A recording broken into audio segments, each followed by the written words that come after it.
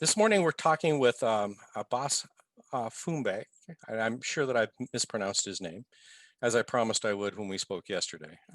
This session is sponsored by the International, no, I'm sorry, no, it's not sponsored by them. A later session will be. Bas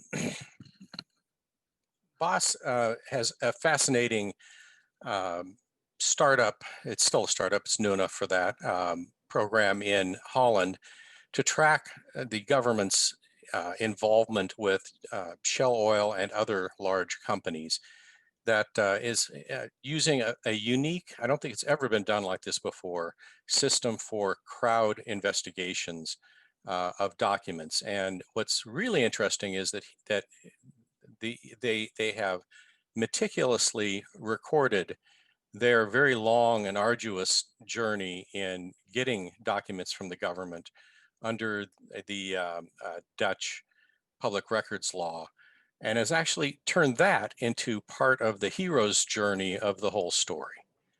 Bas is a former, longtime journalist, former activist who did a lot of work as a freelance in Mexico and other places before coming home and applying some of the lessons he learned about working with large groups of people and advocacy to what he's doing now.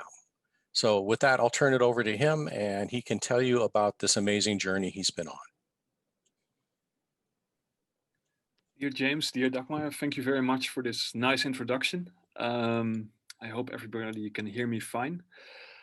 Thank you very much, Prague Media Point, for organizing this event. I prepared a nice PowerPoint presentation for the Shell papers, and this I will walk through with you. So give me a moment to set it up.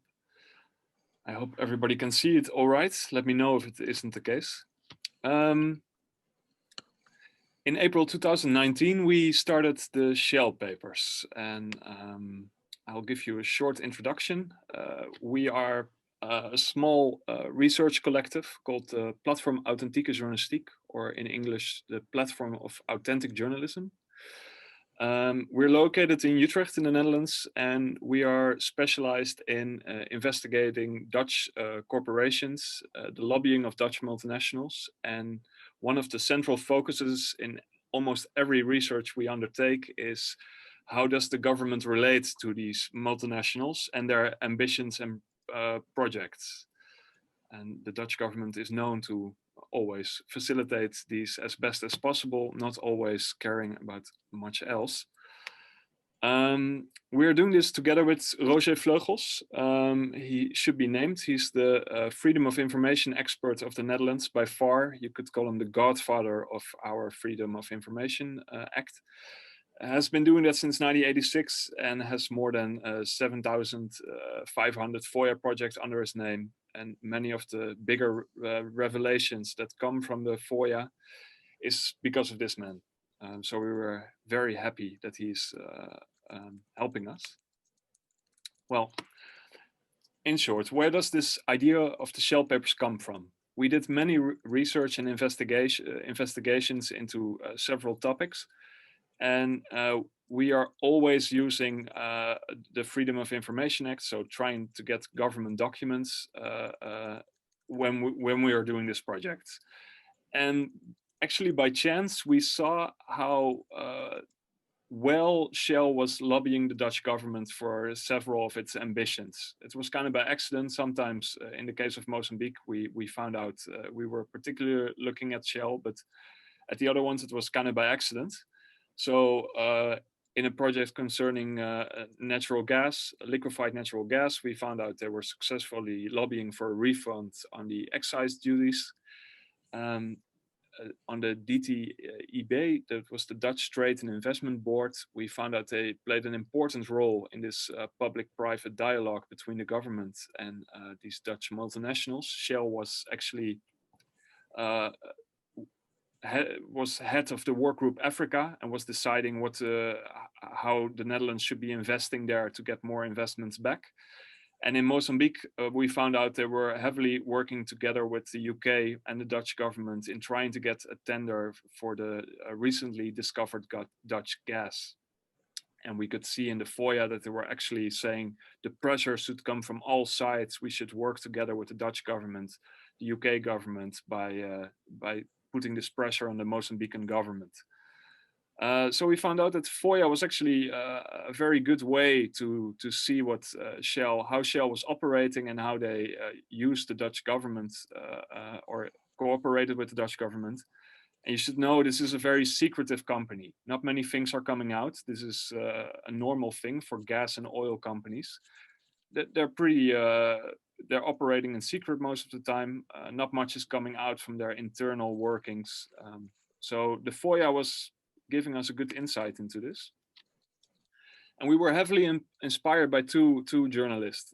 On the one hand, Steve Cole, who wrote the book Private Empire, ExxonMobil and American Power. And he basically looked into how ExxonMobil was working together with the United States. And in his book, it became kind of the conclusion that ExxonMobil was basically a country on its own. Sometimes it was using the foreign policy of the United States. Sometimes it works against them, but it basically is showing that these companies are at a point that they became so large that they kind of have their own foreign policy and sometimes use their own country, their home country's foreign policy to their advancement, and sometimes it's actually working against them. From our own country, we were inspired by Marcel Metze. He was using the WikiLeaks files, and he found out that Shell was basically sharing their own employees with the Dutch government back and forth. So sometimes they were trading with each other. So suddenly, in the WikiLeaks files, you could see that the United States found out that they were actually talking not to former Dutch diplomats, but actually Shell employees. And that they were actually quite surprised by this trading system. And the Dutch government always said that these Western oil companies are simply dependent on the support of their own government to secure their position abroad. So they've been doing this trade-off between government employees and Shell for a long time. I will try to keep it short, but well, this historical relationship between the Dutch government and Shell is going back a long way for more than 100 years. During colonial times, they were basically the oil company that was drilling for oil in Indonesia. They've also been very active in South Africa. And the company is known for many controversies. In our own home country, they've been drilling for gas since the 70s, and this has caused many earthquakes, heavy earthquakes in the north of Holland, and many of the population is trying to seek for reparations, and they have not been getting it. And also the controversies that they keep lobbying for less taxes, even though they're paying almost zero income taxes because they reduce all their investments, has led that many people are kind of skeptical of this relationship, even though back in the day, this was seen as basically one of the motors of the Dutch economy. But this relationship has been very tight.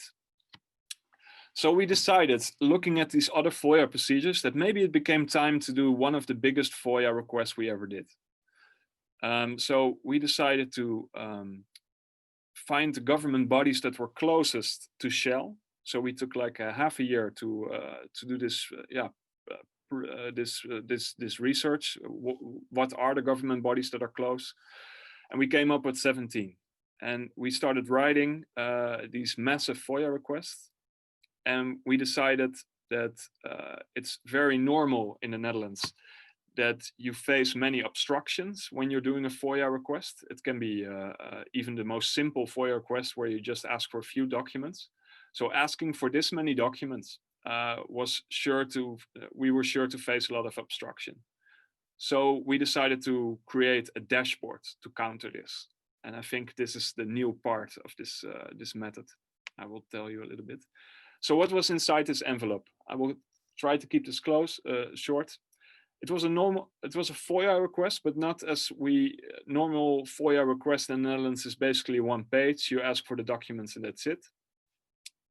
But here we had some more explanation to give. We kind of owed it to the government bodies that we asked. So we gave an introduction about the Shell projects. We introduced them to this dashboard that I will talk about more later. And we kind of said we don't, normally a government body has to react in 56 days. And we basically said, we just want to have a good working plan. So we gave an explanation of this time period. And after that, we came with a long definition of Shell. Because if you look into Shell, it's more than 1,500 entities. And a lot of the lobbying is actually going through many hundreds of other lobby organizations. So we listed them as well. So the FOIA request became sometimes in total was hundreds of pages.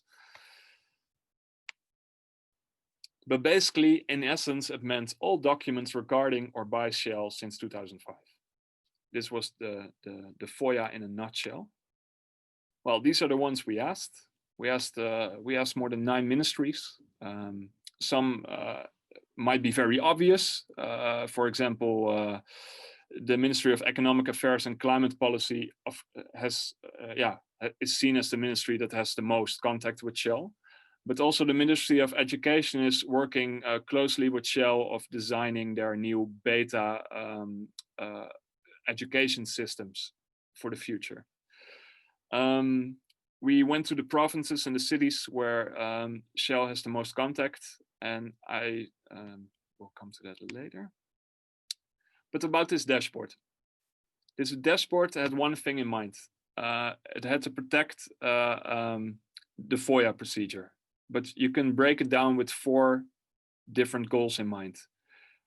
On the first hand, it was the acceleration of the FOIA procedures, meaning that by discussing the status of our request, that readers could see and follow on this dashboard online, meant that in our view, the government would be inclined to comply with the law. They don't want to be in a bad spotlight, so we were hoping that this would help with that. Involvement, it involves the reader in this process. And as James put it, it's kind of like a hero journey. If you as a journalist are trying to get, the truth from power, readers tend to following this, and if you face obstructions, readers tend to get more involved because they want to see what will be the outcome of this fight. It's an information magnet. If people see you struggling trying to get information, they will come to you with information. And it was we're hoping to give a general FOIA knowledge to people. What will you face when you are doing a FOIA in the Dutch government? Of course, not as big as the Shell papers, but what obstruction can you face? And how can you counter this? Here you see Roger actually drawing up the first dashboard. You can see we were using a piece of furniture to draw the first one. The second one is already more evolved. And it kind of started to look like this. So on the left, you see that we kind of made like a dashboard where you could see every part that the request normally follows. So in the beginning, it says in Dutch, the request, the appeal, and then it goes to court, higher court. And under that, it shows the weeks that a normal procedure would take. And below that, you can see with every ministry or province or city, how long they are doing, how long they're taking in this, for example, the appeal. Here they do 37 weeks. So you see it becoming red. It kind of grows. So people could say if a government body is actually being late or is doing some obstruction. And on the right, this is very much, it was still in beta. We kind of just kept a diary. If a government body called, we wrote down what they said. If we took an action, we wrote in detail what happened during the procedure. And we showed the request in detail. So there were no more secrecy. We showed what, and normally as a journalist, you're actually very careful with this. You don't want to share your FOIA because you want to use it. You want to be the first to use the information, but we decided we should total transparency. That's the only way this will work. We're doing this. You never WOP alone. WOP is the Dutch FOIA. We're doing this with Follow the Money, where we publish the stories. We got funding from Follow the Money, the Foundation of Democracy and Media, and Lobby Watch. And we found a board of recommendations of many professors, many Dutch, but also some great names like Saskia Sassen and Naomi Klein, who joined the project. Well, so what happened to this project? We started mailing the FOIA request on the 12th of April. It got massive media attention. And from the government, there was nothing but silence. Which was very strange for us because we basically said you can skip the deadlines of 56 days, but we want to have a working plan within these 56 days. So you don't have to be finished with the request. It is humanly impossible, but we just want a good working plan. Suddenly we got a call from the Ministry of Economic Affairs, as I said earlier, the ministry that had the most contact with Shell. And they wanted a meeting on the 4th of June. Well, the first meeting went kind of tough, as I can say. It was a very hard meeting. The ministry let us know a few hours before that they would represent all the other government bodies that we asked. And they basically just went straight for the kill. First demand, reduction of 90%. You're going to reduce this 1,590 Shell entities to 3, reduce the government subsidiaries to 2, and you're going to reduce the documents to only the official documents. So basically, only the official means the ones that go to the press anyway. So basically useless if you want to show the inner workings. But then something cracked. We not only asked the ministries and the biggest cities of the Netherlands, but we also asked the cities and provinces of the north. And as you can see here, it's where many of the gas drillings happened. And here you can see the earthquakes that happened. In yellow, you see the earthquakes that happened in this province. And you can see the gas on the left. This northern province and the cities surrounding it have been facing very difficult times. But they came to us, and 3 of these northern, from the 4 we asked, they came to us and they said, we want to work with you according to your plan. We saw what happened to you in this first meeting, and we think we kind of owe it to our citizens and to the journalists to come with documents. They said it will not be easy, but we're going to work with you according to this plan. So we had this first crack in this coalition of the ministry. The ministry was very afraid of this, and now you see this dashboard at work. We were, of course, publishing everything that happened. And so these were the newspapers that came out the next day. The northern administrations go their own way in the request of the Shell papers. And Wright, it was one of the municipalities we asked. The municipality of Asse is the first to react in the investigation of Shell on government bodies. So suddenly, Bas, we're getting a 2-minute warning. If you could wrap up, we'll be taking some questions. And for the audience, there's a chat button at the bottom. Please type your questions in there, and I'll relay them to Bas. Okay, all right, back to you. We'll keep it short. The dashboard goes 2 ways. So what you see is that the government hired one of the biggest law firms, but also Shell hired one of the biggest law firms to counter it, and they used the dashboard to get more and more information. The Ministry of Economic Affairs asked for a research plan. That was their second demand. We denied this because we think it faces a dangerous precedent. Then they found a very legal way to counter this this Shell project by demanding the more detailed administrative matters. But it got denied. 13 government bodies denied our request on the 2nd of December 2020 because they found it too broad, and this was under the rule of the Ministry of Economic Affairs. But 13, like I told you, we had only one other northern government body joined the cause, and that was the province of Drenthe. That was the last northern government body. So did we give up? No, we didn't. We did a FOIA to the FOIA. So we actually asked the government for all the documents concerning our request. And this was just gold. We could see that we were facing many obstructions. I'll keep it very short, James. One of the first things was, is it wise to stop lending out officials to Shell because of this request? This was from the HR director of the Ministry of Economic Affairs. And we could see that we were basically setting up to fail. All the governments had a detailed document list of what they had about Shell, but didn't want to share it with us. They hired the nation's top law firm to find legal loopholes. And there was a core group that was trying to organize this project to fail. We're now working on the first objections in the hearings, and they're going very well, especially because of these the FOIA procedure. And is it working? We have more than 5,000 followers at the moment that is following the request every time a new update comes.